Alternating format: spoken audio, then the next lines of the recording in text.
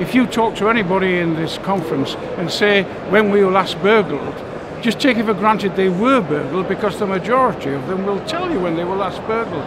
Now, when I see the Penal Advisory Council advise the government that burglars should not go to prison, I get concerned about that. I mean, what you have done instantly is you've incentivised burglary.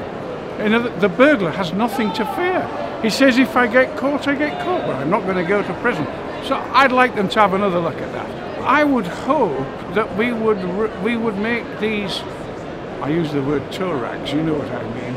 I would hope that we'll make them realise that burglary, for example, is not acceptable. It is not acceptable under any circumstances whatsoever. What are they using it for? Why are they doing it? To purchase drugs? To fund their drug habits?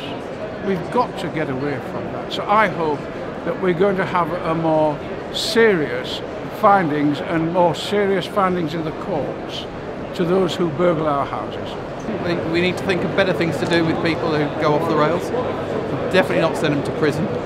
Maybe get them doing more community service, more talking to victims and working things out with victims. The amount of money we spend on prisons, think what you could do with that money if you put it into crime prevention and working with offenders and ex-offenders.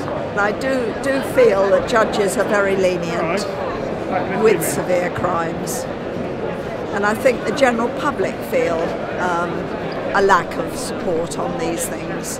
I mean, you'll get tough sentencing at a local level on speeding and car theft or something, whereas a very severe crime doesn't seem to get the proper sentencing.